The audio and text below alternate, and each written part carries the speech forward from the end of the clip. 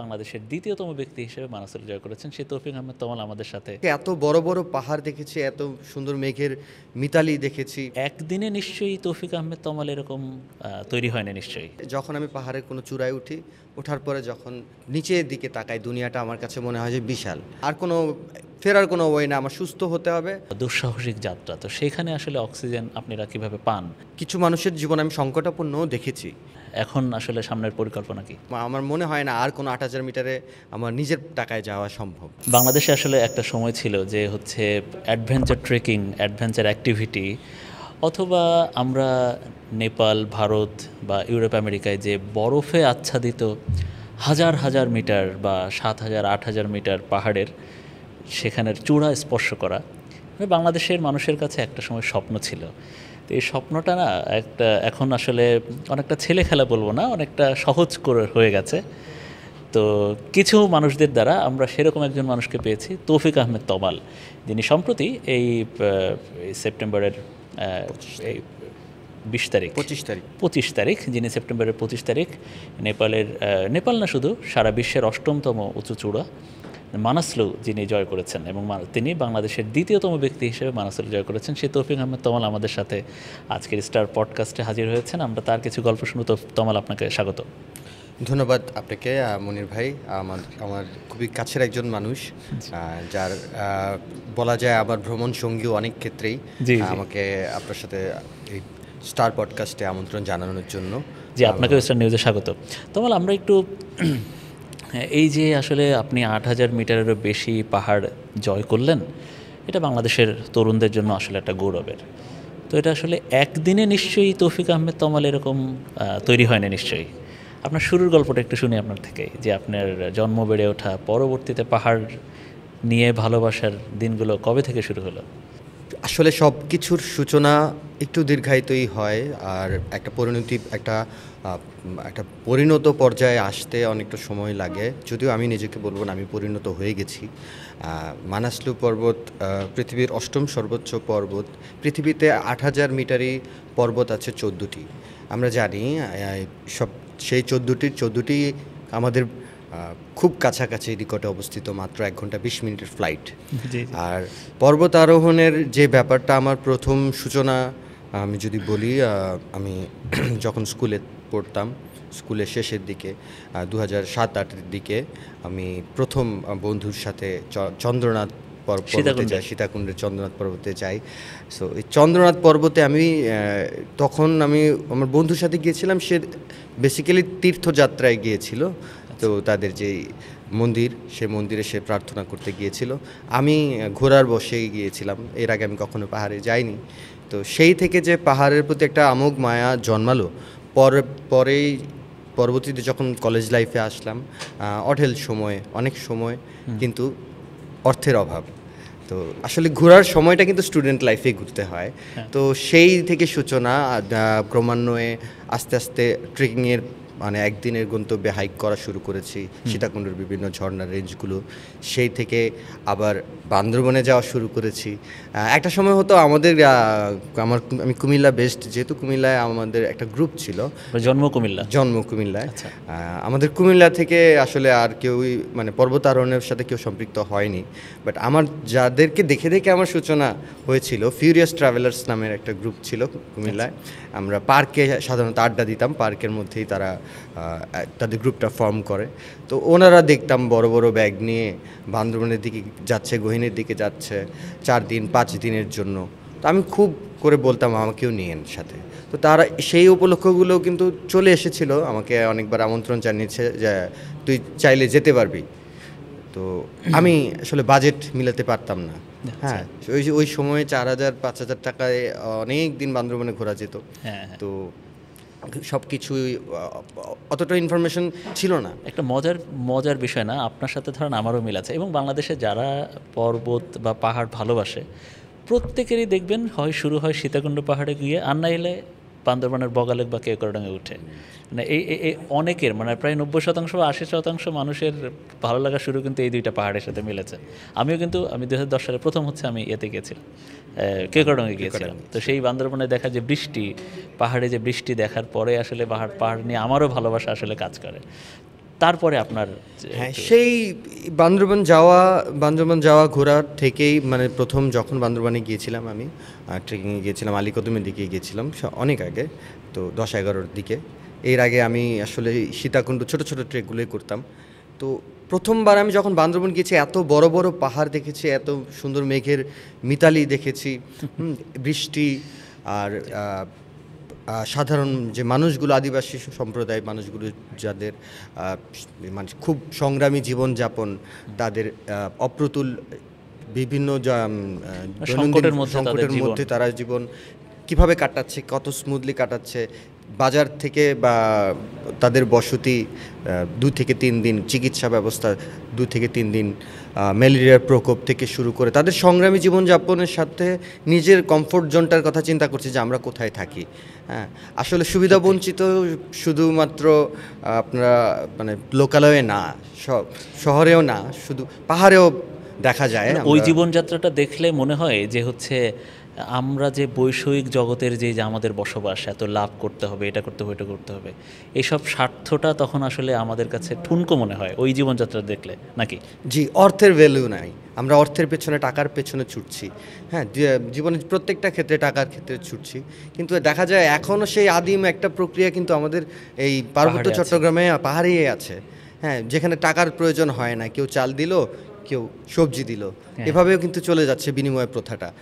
যাই হোক, তারপর এই আসলে পাহাড় দেখতে হলে পাহাড়ের মানুষের সাথে মিশতে হবে। সেই আমরা সাধারণত মানুষ দেখতেই যাই, হ্যাঁ, মানুষের সাথে বসবাস করতেই চাই, শান্তি খুঁজতে যাই, যান্ত্রিকতা থেকে, কোলাহল থেকে দূরে যেতে চাই।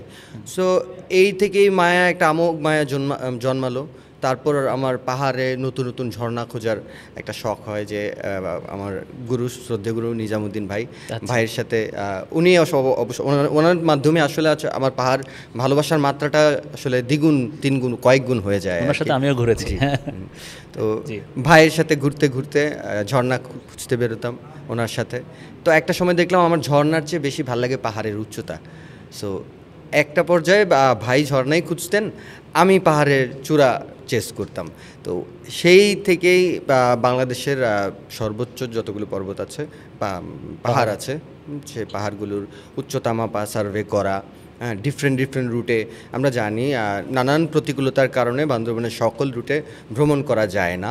সো এই বেসিক্যালি আমাদের সবগুলো সর্বোচ্চ চূড়োগুলো কিন্তু বর্ডার সাইডে, মিয়ানমার বর্ডার সাইডে, যেখানে আপনার আন্তর্জাতিক একটা অস্থিতিশীল অবস্থা বিরাজমান করে। তো সচরাচর এই ভ্রমণের জন্য আমরা কিন্তু প্রশাসনিকভাবে তখন অনুমতি পেতাম না, তো লুকিয়ে লুকিয়ে যাওয়া লাগতো। তো এটা একটা অ্যাডভেঞ্চারাস একটা প্রক্রিয়া ছিল। তো যখন এই সবুজ পাহাড়ের উচ্চতা মাপতে মাপতে পরে নিজের মধ্যে প্রশ্ন আসতো যে আসলে আর কি দেখা যায়। পাহাড় শুনলাম মানে বাংলাদেশ থেকে হিমালয় খুব কাছে, হ্যাঁ, তো শুনতাম, দেখতাম। তখনও আমাদের যারা অগ্রজ পর্বতারোহী ছিল, ফেসবুকেরও প্রচলন ততটা ছিল না। আপনার একটা কথা অবশ্যই স্বীকার করতে হবে, এখন যে বাংলাদেশের ভ্রমণ ইন্ডাস্ট্রি বুম করছে, তার কল্যাণ কিন্তু সোশ্যাল মিডিয়া, সামাজিক মাধ্যম। তো সোশ্যাল মিডিয়ায় মানুষ কারণে আমাদের সময় অতটা অপ্রতুল মানে তথ্য সংকট ছিল, আর বড় ভাইদের সাথে মানে আমাদের অগ্রজ পর্বত, তাদের সাথে যে কেউ পরিচয় করিয়ে দিবে, হ্যাঁ, তাদের সান্নিধ্য যে পাবো, সেই প্রক্রিয়াটাও খুব কঠিন ছিল, কারণ ছিলই খুব কম মানুষজন ছিল। এখন যে হারে বাড়তে বাড়তে, যাই হোক, আমি হিমালয়ের ব্যাপারে পড়াশোনা শুরু করার পরে যখন স্টুডেন্ট লাইফ থেকে প্রফেশনাল লাইফে চলে আসলাম, পড়াশোনা শেষ করে, ইউনিভার্সিটি শেষ করে যখন চাকরি জীবনে আসলাম, আমি একটা সংকট মানে একটা অপ্রাকৃতিক একটা সংকট অনুভব করলাম। সেটা হচ্ছে সময়ের। আমার কাছে সময় নেই, এখন টাকা আছে। আচ্ছা, তো এই দুটো ডিলেমার মধ্যে, এই একটা ডিলেমার মধ্যে পড়ে যে জীবন থেকে আসলে কি করতে হবে, আমি কি চাই, আমি কি চাকরি করব, 9টা-5টা ডিউটি করব আর সবার মতো, নাকি আমি আমার পাহাড়ের যে ভালোবাসা, যে প্যাশনটা, পাহাড়ে যেতেই হবে আমার। তখন আমি নিজেকে একটা নিজের স্পোর্টসম্যানশিপ ক্রিয়েট করি, যে আসলে আমার অ্যাথলেটিজম বাড়াতে হবে। আমি এই যে একটা সিদ্ধান্ত আপনি নিলেন, জি, পাহাড় যে একটা স্পোর্টস হতে পারে, অ্যাডভেঞ্চার প্রিয় স্পোর্টস হতে, আমি দেখতে পাচ্ছি যে সারা বিশ্বে এই স্পোর্টসটা সমাদৃত, সবাই শৌর্য বীর্যের একটা প্রদর্শনের একটা উপায় হিসাবে পশ্চিমারা দেখায় যে প্রত্যেক বছর আমরা এতগুলো পাহাড় জয় করেছি, আমরা এতগুলো পাহাড় জয় করেছি। আসলে পাহাড় জয় করা যায় না, আমার মধ্যেও জয়ের নেশা ছিল না। আমার মধ্যে যখন আমি পাহাড়ের কোনো চূড়ায় উঠি, ওঠার পরে যখন নিচের দিকে তাকাই, দুনিয়াটা আমার কাছে মনে হয় যে বিশাল। আমিও কিছু একটা ক্ষুদ্র মানুষ যে পাহাড়ের চূড়ায় উঠে বসে আছি। সো এই থেকেই হিমালয়ের যাত্রা শুরু, হিমালয়ের বিভিন্ন ডেস্টিনেশনে বা ইন্ডিয়ান হিমালয়তেই ঘোরা শুরু। নিজে একা একা ঘুরেছি অনেক, সাথে বন্ধুবান্ধব মিলিয়ে ঘুরেছি। আপনাদের মধ্যে একটা গ্রুপও আছে? জি। সেই গ্রুপটার নাম কি? হ্যাঁ, সেই থেকেই আমি যখন চাকরি করতাম আমি বুঝে গেছি যে আমার দ্বারা হবে না, চাকরিতে থিত হতে পারবো না, আচ্ছা। পাহাড়ি হয়ে গেছি পুরো দস্তুর। তো সেই জন্য পাহাড়ের জন্য প্রশিক্ষণ নেওয়া শুরু করেছি আমি, যে আমি ঠিক আছে, আমি যেহেতু লিড করে টিম নিতে পারছি, আমি আমার স্কিলটাকে বাড়াই, এটা প্রাতিষ্ঠানিক লেভেলে যাই। সো প্রাতিষ্ঠানিক লেভেলে আমি বিভিন্ন ধরনের কোর্স করেছি, রক ক্লাইম্বিংয়ের কোর্স করেছি, আইস ক্লাইম্বিংয়ের কোর্স করেছি এবং পর্বতারোহণের মৌলিক প্রশিক্ষণ নিয়েছি বিশ্বপ্রসিদ্ধ নেহরু ইনস্টিটিউট অফ মাউন্টেনিয়ারিং থেকে, যেটা উত্তরকাশীতে অবস্থিত ভারতে। এরপর আমি প্রফেশনালি অল্টিটিউড হান্টারের সাথে সম্পৃক্ত হই আমার শ্রদ্ধেয় বড় ভাই ফজলুর রহমান শামীম ওনার আমন্ত্রণে। সেই থেকে আমরা আজকে 9 বছরের উপরে আমরা বাংলাদেশ থেকে মানুষকে হিমালয়ে নিয়ে যাচ্ছি। সেই হিমালয়ে নিয়ে যাওয়াটাই আমাদের পেশা। হ্যাঁ, পেশা। সেই পেশাটাকে আসলে আমি একটা কথা বলি যে when your passion become your profession there is nothing better than this. So সেটাই, যেটা আমরা প্রত্যেকটা কর্মক্ষেত্রে আপনার স্যাটিসফ্যাকশন লেভেলটা থাকতে হবে। মানে আমার সামিট পরিকল্পনায় বলি, প্রথম যখন আমি শুরু করেছিলাম সেপ্টেম্বরের 1 তারিখে বাংলাদেশ থেকে, তো আমি নেপালে ফুড পয়জনিংয়ের শিকার হই। সচরাচর আমি নেপালেই থাকি। পাহাড়ের উপরে গিয়ে না শহরের মধ্যে? আচ্ছা। ফুড পয়জনিংয়ের শিকার হয়ে আমার আইবিএস সিমটম হয়। তো প্রায় 5 থেকে 6 দিন আমি কিছু খেতে পারছি না, অথচ আমি প্রায় এই অভিযানের জন্য 19 লক্ষ টাকা, মানে ম্যাক্সিমাম সর্বোচ্চটাই আমার নিজস্ব অর্থায়ন। আমার কোনো পৃষ্ঠপোষক ছিল না, কারণ পৃষ্ঠপোষকতায় একটা ব্যাপার আছে, যখন আপনি কাউকে অ্যাপ্রোচ করতে যাবেন, দে উইল আস্ক ইউ তুমি হিমালয় গিয়েছো? তো হিমালয় গিয়েছো মানে Himalaya is a very vast thing. পৃথিবীর নবীনতম পর্বতসারি হিমালয়। সেই হিমালয়ের উৎপত্তি হয়েছে সেই ডাইনোসর যুগে উল্কাপাতের ফলে, টাইটেনিয়াম প্লেটের সংঘর্ষে। এশিয়া প্লেট যখন ইউরোপ প্লেটকে আঘাত করেছে, তখন পামির মালভূমির মতো সহ হিমালয়ের উৎপত্তি হয়েছে। সেই হিমালয়ে একটা বিশাল এলাকা অঞ্চল, যা 6টি দেশের সন্নিবেশে গঠিত। আর আমরা অবস্থান করি ফুটস্টেপ অফ হিমালয়। ওই সময় হচ্ছে 19 লাখ টাকা মোটামুটি বিনিয়োগ শেষ হয়ে গেছে আমার। ঠিক ওই সময় আপনি অসুস্থ হয়ে যান? জি, ওই সময় আমি অসুস্থ হয়ে যাই। পরে ইট ওয়াজ মানে আর কোনো ফেরার কোনো ওয়ে না, আমার সুস্থ হতে হবে। সুস্থ হয়ে আমার শো মাস্ট গো অন। আমি পাহাড় থেকে কখনো ধন্যবাদ জানাই সৃষ্টিকর্তাকে, আমি কখনো খালি হাতে ফিরি নাই। পাহাড় আমাকে খালি হাতে ফেরায় নাই, দুনিয়া ফেরাক। আমি আমার প্রোগ্রামটা চালু রাখি। দেখা গেছে আমি 5 দিন অলমোস্ট কোনো কিছু না খেয়ে, শুধু পানি আর একটু কার্বোহাইড্রেট হিসেবে আলু, আমি গ্লুটিন খেতে পারতাম না, কোনো ময়দা, কোনো চিনি। তো এই প্রতিকূলতা পার হয়ে আমি বেস ক্যাম্পে পৌঁছাই। সৌভাগ্যবশত আমি বেস ক্যাম্পে কিছু ভ্রমণ বন্ধু পাই, পর্বতারোহী বন্ধু পাই। হ্যাঁ, বাংলাদেশের বাবর আলী ভাই এবং তানভীর ভাইকে পাই।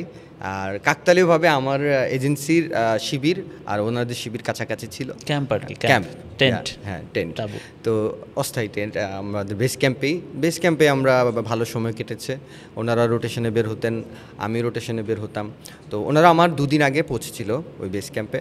আমি 2 দিন পরে অসুস্থতার কারণে আমি পরে পৌঁছাই। তারপর আমি এই অ্যাক্লিমেটেশন প্রসেসে একটা পর্যায়ে ওনাদের চেয়ে স্কিপ করেছি আর কি, যেহেতু আমার সময় কম ছিল, স্কিপ করেছি। বাট আমি অ্যাক্লিমেটেশন প্রসেসটা খুব ভালোভাবে হয়েছে। আমি ভালোভাবে ওয়েদারের সাথে অ্যাডজাস্টেড হয়েছি, কারণ আমি বছরের প্রায় 6 মাস নেপালে থাকি। ওখানকার ওয়েদারের সাথে ওই অ্যাডজাস্টমেন্টটা আমার খুব দ্রুত হয়। তো তাই ওনাদের পরে গিয়েছিলাম। যাই হোক, আস্তে আস্তে আমি বেস ক্যাম্প পর্যন্ত সময় লেগে, base camp to base camp আমার 12 দিন লেগেছে। সাধারণত এই ধরনের অভিযানে 8000 মিটারের অভিযানে প্রায় 40 থেকে 45 দিন লাগে। আর তারপরে আমি আসলে রিদম পাওয়া শুরু করেছি যখন আমার শরীর ভালো, আমাদের খাবার দাবারের ব্যবস্থা খুব ভালো ছিল। আমার যেই ধরনের খাবারের প্রবলেম ছিল ওগুলো এড়িয়ে ভালো ভালো খাবারের কারণে আর অ্যারেঞ্জমেন্টের কারণে বা বেটার কমফোর্টের কারণে আমি অভিযানটা পরিচালনা করতে পেরেছি। এবং যখন ফুললি কনফিডেন্স গ্রো করেছে, then I approach in my full form. সুন্দর মতো রোটেশন হলো। এখন রোটেশন করার পরে সাধারণত পর্বতারোহীদের অপেক্ষা করতে হয় বেটার ওয়েদার উইন্ডোর জন্য। কোন দিন সামিট করলে আসলে মানে সামিট মার্চে গেলে সম্ভাবনা ভালো, আবহাওয়ার প্রতিকূলতা কম থাকে। তো সেই ক্ষেত্রে আমার এজেন্সি আমাকে সিদ্ধান্ত দিয়েছিল যে 25 তারিখে আমার সামিট মার্চ করতে হবে, 25 সেপ্টেম্বর। কিন্তু আমি মাত্রই রোটেশন করে আসলাম 23 তারিখে। আমার কাছে মানে এই সাধারণত এত বড় এই রোটেশনেরও একটা ধকল, মানে রোটেশনটা হচ্ছে আপনি একটা পর্বতকে কয়েকবারই উঠছেন, মানে কয়েকবারই আমার উঠা মানে হচ্ছে আর কি, সবারই এরকমই। তো 25 তারিখে যখন মার্চ করব, আমি it was really rush decision for me. আমি মাত্র একটা অসুস্থতা থেকে রিকভার করলাম, তারপরও আরেকটা প্রতিকূলতা শুরু। আমি যাওয়ার আগে জুতো কিনেছিলাম, ক্লাইম্বিং বুট। ক্লাইম্বিং বুট কিনে, ক্লাইম্বিং বুটটা সাধারণত হেলিতে চলে আসবে আমাদের কোম্পানি, যে আমি 7 সামিট ট্রেক্সের অফিসে আমার যে দোকানদার থেকে কিনেছি সে ওখানে পৌঁছে দেবে, ওখান থেকে হেলিতে বেস ক্যাম্পে চলে আসবে। যেমন প্রতিনিয়ত আমাদের খাবার দাবার হেলিতেই আসতো। নেপালের যে জেনজি বিপ্লব হয়েছিল, হ্যাঁ, বাংলাদেশের মতো, তো ওই বিপ্লবের কারণে ওখানে কাস্টমসে আমার জুতো আটকে গেছে। তো আমার কাছে হাতে একদিন, আমি কোত্থেকে জুতো ম্যানেজ করবো, কোথায় কখন ক্লাইম্বিংয়ে যাব। ক্লাইম্বিংয়ের ক্ষেত্রে সবচেয়ে ইম্পর্টেন্ট থিংটাই হচ্ছে জুতা। তো সাধারণ কোনো জুতা নয়, এরকম জুতার দাম কত থাকে? 1,60,000 টাকা শুধু জুতার দাম। আচ্ছা। তো এরপরে কি করব, আর কাকতালীয়ভাবে একটা শেরপা বন্ধুর সাথে আমার আগেই পরিচয়। তো তার পায়ের সাইজ আমার পায়ের সাইজ এক। তো তাকে জিজ্ঞেস করলাম তোমার সামিট প্ল্যান কবে? তো সে বললো আমার 24 তারিখ সামিট প্ল্যান। পরে হ্যাঁ, আমার তো 25 তারিখ, আমাকে একটা হেল্প করো বন্ধু, আমি তো এরকম বিপদে পড়ে গেছি। কোনো সমস্যা নাই, আমি এই সামিট করে ক্যাম্প 3-তে ওয়েট করবো তোমার জন্য। তুমি তোমার যে জুতো আছে এটা তো আমার আরেকটা জুতো আছে যেটা হচ্ছে ক্যাম্প 3 পর্যন্ত চলবে, 7000 মিটার পর্যন্ত, সেটা 8000 মিটারে যাবে না। ওটা ইউজ করলে হয়তো বাবা আঙ্গুল কাটা লাগতে পারত। তো ফ্রস্ট বাইট বা তুষার কামড়ের কারণে আর কি। তো এরপরে ও জুতোটা দেয়, জুতোটা পরে দেখি আমি এই জুতোর সাইজ আমার হাফ সাইজ বড়, তাও অস্বস্তির কারণ। এরপরে আমার যে গাইড ছিলেন মিংমা শেরপা, তো তার পুরনো 8 বছর পুরনো একটা জুতো, হ্যাঁ, সে দুটো জুতো নিয়ে আসছিল। তার 8 বছর পুরনো জুতো, যেটা দিয়ে উনি 10 বার পৃথিবীর সর্বোচ্চ শিখরে গেছেন, এভারেস্ট উঠেছেন। জি, সেই জুতো পরেই সামিট মার্চে বের হই। এবং আমার সামিট প্ল্যান ছিল আরও ডিফারেন্ট। সবাই সাধারণত ক্যাম্প 3, ক্যাম্প 4 থেকে সামিট পুশ করে, আমি ক্যাম্প 2 থেকে সামিট পুশ করেছি। বিকজ আমার প্রতি কনফিডেন্স ছিল যে সে খুব দ্রুত করতে পারবে। উপরে ক্যাম্পগুলোয় যদি আমি থাকি তাহলে আমার এনার্জি লুজ হবে। আমার সামিট মার্চটা লং হবে, but I will hit the best weather. আসলেই আমি ওই দিন খুব সবচেয়ে ভালো ওয়েদারেই গিয়েছি। 25 সেপ্টেম্বর রাত 3টায়, যদিও আমাদের সামিট করার কথা ছিল মানে ভোর বেলার মধ্যে পৌঁছানোর কথা, আগে উঠে গেছি, ভালো এনার্জি পেয়েছিলাম। আর আমার বড় ভাই সবসময় একটা কথা বলে যে তমাল প্রত্যেকবার অভিযানে যাওয়ার সময়, হ্যাঁ, ওর একটু গড়িমসি আলসেমি থাকে, গড়িমসি থাকে, কিন্তু যখন সে চূড়ার শীর্ষ দেখে তখন সে পাগলের মতো ছুটে। তো সেই পাগলামিটা আসলে ওই যে বান্দরবন থেকে বেড়ে ওঠা। তো যখন চূড়ায় পৌঁছাই, আমি 10-15 মিনিট আগে, আমি ওই দিন 70 জনের সামিট হয়, আর 70 জনের মধ্যে আমি প্রথম মানুষ যেখানে যে সম্পূর্ণ আমি একা 26,700 ফিট উচ্চতার মধ্যে আমি নিজেকে আবিষ্কার করি, আমি একা। আর শুধু পর্বতের সরু রিজ লাইন, হেডল্যাম্পের আলো, আর পিছন থেকে শত শত হেডল্যাম্পের আলো আমাকে চেস করছে, যেন আমাকে ধরতে আসছে। হ্যাঁ, সো আচ্ছা, আমরা একটা কথা শুনি, সেটা হচ্ছে যে আপনার একটা নির্দিষ্ট উচ্চতার পরে আসলে অক্সিজেন কাজ করে না। তো তাহলে আপনি যে এই যে আপনার যে কষ্টসাধ্য বা দুঃসাহসিক যাত্রা, তো সেখানে আসলে অক্সিজেন আপনারা কীভাবে পান এবং সেই ঘাটতিটা থাকে কিনা এইটার আপনারা সেই সমস্যায় আপনি পড়েছেন কিনা ওখানে? হ্যাঁ, অক্সিজেনের সংকট। আমরা সমতলের মানুষ, আমরা বাংলাদেশ ফ্ল্যাটল্যান্ড বা সবুজ সহজ মানে সবুজে ঘেরা, আমাদের অক্সিজেনের কোনো অভাব নাই। আমাদের জন্ম এবং বেড়ে ওঠাও 100% অক্সিজেন লেভেলে। বাট আপনি যখন পৃথিবীর দুর্গমতম জায়গায় যাচ্ছেন, আপনি যদি হিমালয়ের নর্মাল অল্টিটিউড চিন্তা করেন, মানে ধরেন কাঠমান্ডুর উচ্চতা যদি চিন্তা করেন, কাঠমান্ডুর উচ্চতা 1400 মিটার, বাংলাদেশের আমরা ঢাকার উচ্চতা হচ্ছে 1-2 মিটার বা 4-5 মিটারের মতো, সমুদ্রপৃষ্ঠ প্রায় ফ্ল্যাটল্যান্ডে। সো আমাদের অর্গানগুলো যেভাবে ডেভেলপ হয়েছে, বায়োলজিক্যালি যেভাবে ডেভেলপ হচ্ছে, আমরা 100% অক্সিজেন কনজিউম করার জন্য আমাদের লাং ছোট, আমাদের লাং ছোট, আমাদের হার্টের বাকি অর্গানগুলোও বেশি অক্সিজেন নিয়ে অভ্যস্ত। তো সেখানে থেকে সমতলের মানুষ, আপনি পাহাড়ে হিমালয়ের এই দুর্গমতায় একটা দুঃসাহস বলা যায়। তো এই দুঃসাহসী জায়গার মধ্যে অ্যাডজাস্টমেন্টের যে প্রসেসটা, এই প্রসেসটার জন্য কিছু রুলস ফলো করতে হয়। আর অবশ্যই অক্সিজেনের যেমন 8000 মিটার, আমরা জানি 8000 মিটারের উপরে পৃথিবীতে কোনো প্রাণী বেঁচে থাকতে পারে না। আমাদের শরীরে প্রতিনিয়ত নতুন নতুন সেল জন্মায়, নতুন নতুন সেলগুলো মরে, কোষ জন্মায়, কোষ মরে, এটাই আমাদের প্রসেস। বাট 8000 মিটারে কোনো কোষ জন্মায় না, ইউ আর লিটারেলি ডাইং। তো সেক্ষেত্রে আপনার সাপ্লিমেন্টারি অক্সিজেন নিতে হয়, কৃত্রিম অক্সিজেন নিতে হয়, যেগুলোর জন্য মানে অভিযান পরিচালনাকারী প্রতিষ্ঠানগুলো আমাদের থেকে সেই সাপোর্ট নিয়ে আপনি গেছেন। আর আমরা একটা বলি যে ওই যাত্রাটা আসলে একটা মানে ধরা হয় যে আপনি একটু আগে বলছিলেন যে সেখানে মৃত্যুর একটা আশঙ্কা থাকে, যেটা আসলে মানে 50-50 না, মানে অর্ধেক চান্স না, সেটা আরও বেশি চান্স থাকে, সেখানে মারা যেতে পারে মানুষ। তো আপনার সেই ধরনের আসলে কোনো খারাপ একটা সময় তৈরি হয়েছিল কিনা এই 8000 মিটার উচ্চতায় গিয়ে? বা না, এবার আমি খুবই স্মুথলি গিয়েছি। পর্বতে অনেক দূরহ, যদিও 378 জন মানুষ এবার পারমিট নিয়েছেন এই পর্বত আরোহণের জন্য। মোটামুটি প্রায় 300 জন মানুষই সফল হয়েছেন, বাকিরা পারেন নাই, ফিরে গেছেন, নানান সমস্যায় ফিরে গেছেন, তো অসুস্থ হয়ে গেছেন। তো কিছু মানুষের জীবন আমি সংকটাপন্নও দেখেছি। আমি যখন সামিট মার্চের খুব কাছাকাছি 200 মিটার উঁচু বাকি, তো তখন আমি তো একাই ছিলাম, কিন্তু হুট করে দেখলাম যে উপর থেকে প্রায় 8-9 জন মানুষ একজন মানুষকে রিকভার করে নিয়ে আসছে। একটা female climber, foreign climber, Ukrainian বা কোনো একটা দেশের হবে, সো ঠিক রিকল করতে পারছি না। তো ওনাকে টেনে হিঁচড়ে নামানো হচ্ছিল। তো আমি চিন্তা করলাম যে এত রাত 2টো বাজে তো সে এত কাছ থেকে ফিরে আসার কথা না। পরে যেটা জানলাম, সে আগের দিন সামিট করতে করতে তার দুপুর হয়ে গেছে, ওখানে সে অসুস্থ হয়ে গেছে, সে হেইস ফর্ম করেছে, হাই অল্টিটিউড সেরেব্রাল এডিমা। এটা একটা অতি উচ্চতাজনিত সমস্যা বা একিউট মাউন্টেন সিকনেসের হাই ক্লাস, মানে একদম সর্বোচ্চ পর্যায়ে, যেখানে মানুষের মতিভ্রম হয়, মস্তিষ্কে ফ্লুইড জমে, ভুলভাল কথা বলে, নিঃশ্বাস নিতে পারে না, বমি হয়, ওর্স কেসে আপনার রক্ত ভমিটিং হয়, এবং তাকে দ্রুত ইভাকুয়েট করা লাগে। এখন ক্যাম্প 4-এর উপরে, ক্যাম্প 4 বেসিক্যালি 7500 মিটার উপরে, প্রায় 25,000 ফিটের কাছাকাছি। তো সেই উচ্চতায় হেলি উঠতে পারবে না, হেলির বাতাসের চাপেরও সমস্যা আছে।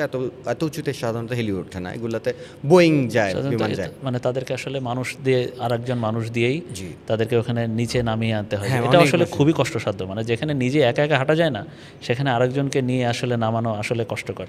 মানে আমার একটা জিনিস খুব আগ্রহ যে আপনি যখন উপরে উঠছেন, 8000 মিটার উপরে উঠতে যাচ্ছেন, আশেপাশে কেউ নেই, আপনার সামনে হয়তো অক্সিজেন পাচ্ছেন না, এরকম একটা অবস্থা। তো তখন কি বিভিন্ন সময় আমরা সামাজিক যোগাযোগের মাধ্যমেও আমরা দেখি যে এভারেস্টের পাশে, কাঞ্চনজঙ্ঘার পাশে, কেটিউর পাশে অনেকেই মারা যায়, লাশ পড়ে থাকে। ইভেন আমাদের সজল খালেদ ভাই এভারেস্টে উঠে উনি নামার সময় মারাও গেছেন। তো সেই সব এরকম সংকটের চিন্তা কি মাথায় আসে, বা এরকম বিপদসংকুল চিন্তা ভাবনা কি তখন আসলে মাথায় আসে, নাকি আসলে তখন আসলে আপনার কাদেরকে মনে হয় যে নাকি একেবারে ব্রেন পুরো খালি থাকে, নাকি কারোর চেহারা ভাসে কিনা আপনার চোখে, বা কি মনে হয় একটু ওই সময়কার অনুভূতি একটু বলেন না? আমি প্রত্যেকবার যখন এই দুর্ঘটনাগুলোর ব্যাপার শুনি, যে মানাসলুকেও বলা হয় পৃথিবীর 4 নাম্বার কিলার মাউন্টেন। হ্যাঁ। সো এখানেও অনেক অনেক মানুষ হারিয়ে গেছেন, পাহাড়ে থেকে গেছেন। জি। হ্যাঁ, সো এই চিন্তাটা অবশ্যই থাকবে, অবশ্যই থাকে না যে এমন না যে হয়তো বা আমি থেকে যেতে পারি, বাট আমি সবসময় তখন এই পরিস্থিতিতে এবারও আমি চিন্তা করেছি যে পাহাড়ের জার্নিটা আসলে 2 ওয়ে, ইটস নট 1 ওয়ে। আপনি চূড়ায় গেলেন, শীর্ষে উঠলেন, আরোহণ করলেন, শেষ না। সেটা সফলতা না। সফলভাবে নেমে আসা মানে আসলে ওই যে মানে আপনাকে উপরে উঠতে যেমন হবে, চূড়া স্পর্শ করে আবার ঠিকমতো নিচে নামতে হবে নাকি? জি, অবশ্যই এবং বাড়ি ফিরে হচ্ছে- আসাটাই সফলতা। কখনো কখনো কি হচ্ছে এরকম হয় যে উপরে ওঠার চেয়ে নিচে নেমে আসা কঠিন নাকি? নিচে নামা অবশ্যই কঠিন, কারণ আপনি যখন অভিযানের মূল লক্ষ্য থাকে চূড়ায় পৌঁছানো, সেই ক্ষেত্রে অনেকে তার ফুল এনার্জি নষ্ট দিয়ে মানে শেষ করে শেষ ফেলে। করে ফেলে। জি। So, সে তখন নেমে আসাটা খুব কঠিন হয়ে দাঁড়ায়। তো সবসময় ওই ওই মানে ফিরে আসার মতো শক্তি সামর্থ্য রেখেই উপরে যাওয়া উচিত। আসলে ভেবেচিন্তে যাওয়া উচিত। পাহাড় এইগুলোই সাধারণত পাহাড়ে ওঠার প্রশিক্ষণের মধ্যে শেখানো হয়। জি। আপনার আপনি এর আগে আমাদেবালাম জয় করেছেন নেপালের, সেটাও বেশ কষ্টসাধ্য একটা চূড়া, আমরা টেকনিক্যাল একটা চূড়া বলে জানি। পরবর্তীতে এই মানাসেলে অভিযান করলেন, এখন আসলে সামনের পরিকল্পনা কি? আমার সামনের পরিকল্পনা হচ্ছে পৃথিবীর 14টা যে 8000 মিটারের পর্বত আছে, জি। প্রত্যেকটা পর্বতেই যাওয়া। আচ্ছা। তো সেই লক্ষ্যে প্রথম ধাপ মানাসলুতে আরোহণ করতে সক্ষম হয়েছি, সবার দোয়ায়, ভালোবাসায়। যে মানুষগুলো আমার সাথে ছিলেন তাদেরকে ধন্যবাদ, যারা ব্যাক এন্ড বিভিন্নভাবে সাপোর্ট দিয়েছেন। যদি আমি পৃষ্ঠপোষকতা পাইনি, আমার সর্বোচ্চ সেভিংস সব কিছু খরচ করে গিয়েছি। সো আমার পক্ষে আমার মনে হয় না আর কোনো 8000 মিটারে আমার নিজের টাকায় যাওয়া সম্ভব। সো তারপরেও স্বপ্ন দেখতে মানুষ তার স্বপ্নের সমান বড়। তো আমার বড় স্বপ্ন হচ্ছে আগামী 5-6 মাসের মধ্যে, আগামী স্প্রিং সিজনে আমি 3টি 8000 মিটারে একসাথে অভিযান করার পরিকল্পনা করছি। কোনটা কোনটা? হয়তো অন্নপূর্ণা এভারেস্ট লোৎসে, নয়তো এভারেস্ট লোৎসে মাকালু। আচ্ছা, আপনার জন্য অনেক শুভকামনা থাকবে। আপনি একটু ছোট্ট করে যদি বলেন, আসলে কেউ যদি এরকম কার্যক্রম বা অ্যাক্টিভিটিতে যোগ দিতে চায়, আসলে তার জন্য পরিকল্পনা বলেন বা তার আসলে শারীরিক গঠন, এইটা আসলে কিভাবে সম্ভব, পরামর্শ দেবেন একটু। There is no shortcut way to reach the summit. আচ্ছা। সো কোনো জীবনের হোক, পাহাড়ের হোক, না, অবশ্যই অবশ্যই, হ্যাঁ, হ্যাঁ। কোনো পাহাড়ের মানে জীবনের হোক, পাহাড়ের হোক, সংগ্রাম ছাড়া কোনো সংগ্রাম ভালো জিনিস ছাড়া আসলে অর্জন হয় না। উচ্চতায় পৌঁছানো, এবং আমার সংগ্রাম স্টিল চলমান। সো যারাই এই পর্বতারোহণের সাথে সম্পৃক্ত হতে চান, it's a very healthy sports, very healthy lifestyle sports. আমাদের সুস্থ থাকতে হয়। তো সুস্থ থাকার আমাদের একটাই উপায় পাহাড়ে যাওয়া। তো আর সুন্দর একটা নিয়মতান্ত্রিক জীবনযাত্রা, প্রপার ঘুম, প্রপার খাওয়া দাওয়া, শরীরচর্চা, সবসময় আপনার অ্যাক্টিভিটি বেসড কাজ করতে হবে, ওজন নিয়ন্ত্রণে রাখা। এক্ষেত্রে পজিটিভিটিও আছে, আপনার ক্রনিক ডিজিজগুলো হচ্ছে না। যে লেভেলেই থাকুন না কেন, যদি পর্বতারোহণের সাথে সম্পৃক্ত থাকে, আপনি রানিং করতে পারেন, সাইক্লিং করতে পারেন। হ্যাঁ, পর্বতারোহণ ইটসেলফ জগা খিচুড়ি, আমি যদি বলি, it's a combination of different type of activities. যেমন পর্বতারোহণের মধ্যে প্যারাগ্লাইডিংও, পর্বতারোহণের মধ্যে স্কিইংও আছে, পর্বতারোহণে রক ক্লাইম্বিং আছে, আইস ক্লাইম্বিং আছে। সব কিছু মিলিয়েই কিন্তু আমরা অভিযানটায় যাই। তো পর্বতারোহী হতে অনেকগুলো স্পোর্টস সম্পর্কে ধারণা থাকা লাগে। তো মোদ্দা কথা হচ্ছে ডিসিপ্লিন লাইফস্টাইল লাগবে, এবং পাহাড়ের প্রতি ভালোবাসা লাগবে, আর সাহস, অবশ্যই দুঃসাহসী হতে হবে, নিজের স্বপ্নের পেছনে একদম দৃঢ় প্রত্যয়ে ছুটতে হবে। জি জি, নিশ্চয়ই। আপনার এই কথা শুনে যারা এটার পাহাড় পছন্দ করে, তারা নিশ্চয়ই আরও উদ্বুদ্ধ হবে, আরও উৎসাহ পাবে, এই যে নতুন নতুন জয়ের নেশায় বেরিয়ে যাবে। তৌফিক আহমেদ তমাল, আপনাকে পেয়ে আমরা আসলে অনেক স্বাগত। আপনি কেবল একদিন আগে দেশে আসছেন, একদিনও হয় নাই, সেই সময়ে এরকম অবস্থা নিয়ে আপনার চেহারায় সেই ছাপও আছে, পাহাড়ের ভালোবাসা, কিসেস অফ মাউন্টেন বলি আমরা, না? আচ্ছা, তো মাউন্টেন কিস, তো সেই ছাপ নিয়েই আপনি কিছুক্ষণের মধ্যেই চলে এসেছেন আমাদের সাথে, আমাদেরকে সময় দিয়েছেন। অনেক অনেক ধন্যবাদ স্টার নিউজের পক্ষ থেকে। ধন্যবাদ স্টার নিউজকে, ধন্যবাদ আপনাকে।